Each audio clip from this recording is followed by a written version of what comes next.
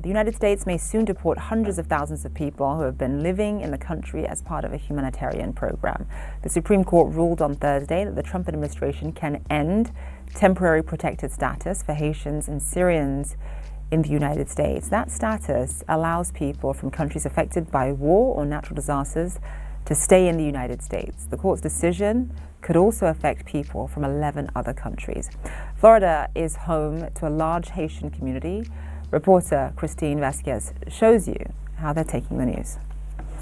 News of the Supreme Court's decision rippled through members of South Florida's Haitian community gathered at Miami City Hall to protest the city's agreement with Immigration and Customs Enforcement. All of these battles are intertwined. My people, they can't go back. It's real. The reality in Haiti is real. In a 6-3 vote, the Supreme Court gave the Trump administration the green light and temporary protected status for more than 250,000 Haitians. There is no grounds for terminating Haiti TPS based on the country conditions inside Haiti. This is absolutely absurd. But with the State Department Level 4 do not travel advisory still in place for Haiti, TPS Haiti advocates say the Supreme Court's decision is cruel. They described forced deportations to the gang-riddled nation like a death sentence. I would not say we would likely going back. We're gonna stick together. We're gonna keep on fighting. The battle is not over. Here's what Mike DeWine, the governor of Ohio, said. He says the policy to remove these individuals from this country is a mistake. This also means that while these Haitians were working and contributing to our country, our community and economy yesterday, today it is now illegal to employ them. So he is sounding the alarm. And this is, by the way, the place, he calls out Springfield, Ohio. This is the place where J.D. Vance lied about Haitians eating cats and dogs. And he says they are a part of 10,000 of them. They're a part of this community now. They're taking on jobs. They're building the economy. And he just says it's the wrong policy. Yeah, it is. And so the court's decision is actually really good for Haiti as a country, as a sovereign nation, because the first word in TPS is temporary. It's always supposed to be temporary. And specifically in regards to the Haitians who have come here, the first batch came, I think, in 2010 after the earthquake in Haiti. It's been 16 years since the earthquake. So that's not temporary. And at what point, by American standards, are we going to decide that Haiti is livable again? When's that day coming? Is that coming in 6 months? Is that coming in a year? Probably not anytime soon.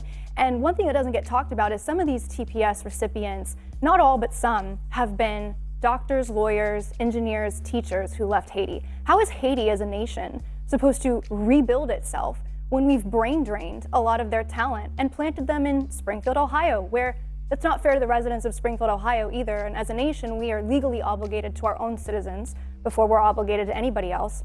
Springfield, Ohio, notice how the migrants they're never brought to Nantucket, they're never brought to Beverly Hills, they're never brought to Martha's Vineyard. They're never going to go compete with hedge fund bros who inherited the job from their dad. They're always going to be brought to middle America, places like Springfield, Ohio, where they're going to have to compete with Americans for wages, depreciate those wages. I'm sure, does anybody at this table, have you heard the name Aiden Clark?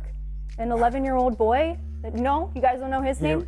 Here we go. 11-year-old boy killed by a Haitian Here immigrant under TPS with no American driver's license, who rammed his car into a bus, killed 11-year-old Aiden, and injured 20 school children. Who is this good for? Not the Haitians, not the American people. I love how they cherry pick isolated cases and forget the fact that people who are immigrants actually commit fewer crimes than people who are residents in this country. But getting back to the point of this discussion about Haiti, first of all, I'm so glad that you're concerned about Haiti right now. I am. It's a sovereign nation. And the alleged brain drain. But the U.S. State Department says, would you let me speak? Because I let you speak. The U.S. State Department says that it's actually not safe for Americans to travel to Haiti right now. So you want to dump these people into our country where even our own State Department under the Trump administration says it's not safe. But the larger problem is that this is a country that is now governed by a racist foreign policy and a racist immigration policy. At the same time, Stephen Miller is out here claiming that we don't allow anybody into this country for asylum anymore. The doors are closed. We're allowing white South Africans to come to this country. Those are the only people who can come to this country right now, white South Africans. But 350,000 Haitian Americans who are black can't stay here, even though they have been here, many of them for many years, They can't stay here. They're tax-paying people. They are law-abiding people. There are people who actually do jobs and create jobs. There are actually people who are doing jobs that some Americans don't want to do. No, like they want the jobs. They just don't want to do it for that wage. Cleaning They toilets. don't want to do it for that wage. In a hotel. And big business, the healthcare industry loves to keep them here. It's modern slave labor. You oppose Caroline, slavery. you're not the only person at the Just a table. second. Just Just a second. I will Just like say we let you he speak. did let you finish your entire thought, so just let him finish his, please. So I think the larger problem here is that we have an administration that is changing not only foreign policy, immigration policy, but changing the Republican Party. What Raul said a moment ago is really important. This is a bipartisan bill. This is a bipartisan legislation, the Immigration Act of 1990, signed by President George H.W. Bush. At the time when Republicans and Democrats used to agree that it was okay, that America actually believed in the principles of the Statue of Liberty, that we actually wanted to have people come here and seek asylum, or at least come here and to be able to live here if they knew that their conditions were not good in their own countries. Well, first of all, I just want to note that, to your point, the State Department has a level 4 warning for Haiti, Syria, and Somalia. It says do not travel for U.S. citizens, and if you do travel, prepare a will. So I think that tells you kind of everything you need to know about how they feel the situation is. But on the issue of racism, that came up in the court decision. Well, first of all, PTS stands for Temporary Protective Status, which is something that is given to people from a foreign country if they're going through a calamity, such as a natural disaster or even war, or things are just really going bad in their country. Now, the Haitians that are in America that are being threatened to be deported back to Haiti, they're here because of the earthquake that happened in 2010. That's 16 years ago. They have been granted an extension for their temporary protective status. But it's been 16 years. A lot of the people that came over here, they have turned into engineers. They have become political people. They have become people that could go home, back to their country and make a difference. They could help rebuild their country. There's absolutely nothing wrong with wanting to send them back to their country to build their country, especially while we're going through all of the politics and dissension that is currently taking place in our country. We have to minimize the numbers of people who don't belong here legally. I don't see absolutely nothing wrong with that. And if somebody sees something wrong with that, I think they gotta really question their ideals, their American values, because that is not putting America first. And there's another thing I also want to touch upon kind of briefly, because for some reason I feel like it's being forgotten or it is being overlooked. And I want to talk on the fact that illegals didn't build America. They didn't build this country. I don't have a clue why they're taking credit for it. This country was built by black hands, slaves from here. It was built by white people from here. This country was already built before you people came over here trying to claim that you built it. All you did was jump into a thriving economy. You left where you're from to come over here because we can provide you with freedom. You don't have to build anything. It's already built. What you people don't want to do is you don't want to go back to your country and build it. Build the Constitution. Build the financial system, banking system that works. Tax people how you want to tax people over here, do it in your country. All of the things that you want to implement in this country, you could go back home and you could implement it amongst your people. And it should work, since you feel in your heart that it's going to work. This is not about going against people that are not from this country.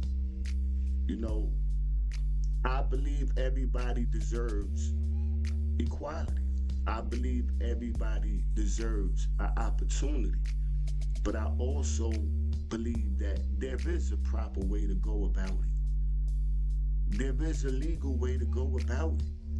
I honestly believe that a lot of these Haitians and a lot of these illegal migrants that was brought over here, they was done an injustice by previous administrations, because they brought them in here illegally from the beginning. So they were sort of like accessories to a crime. And not just that, they helped these people fail. They have no ID, they have no social security number. They have no true way to get employed unless they do it illegally. You're forcing them to live a life of crime. Now, some of them, you know, they do the right thing and they get all of their documentations and they become proper citizens. They assimilate, they learn English, they enjoy our culture, they enjoy our values.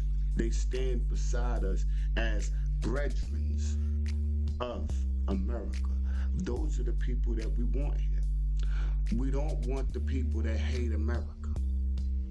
We don't want the people who have a problem with everything that we do and say. We don't want those people here. Why should we want them here? Why? Answer me that. And with that, I'm out. I hope y'all enjoyed the video and y'all really pay attention to what's going on. This is not about wanting to kick people out that don't deserve to be kicked out. This is about putting America first. This is about putting America first. This is about putting our children first. This is also about making people help and build their own country. We have to make them do that. This is their home, but that is their real home. And they're here because where they came from went through a disaster. They should want to fix that instead of abandoning it. Because that's what they're doing. They abandon it. They talk about how much they love their country, but they refuse to go back. They even refuse to go back to help. To me, that's no good. And with that, I'm out of here. But don't forget to subscribe to the channel. Don't forget to like and share it. Share this because this is real important information. And us Americans, we have to stay together. We have to stand strong as one nation because we are all we got and we are being bombarded from every single angle, from every single side. Ideology is different from ours. Religions are different from ours.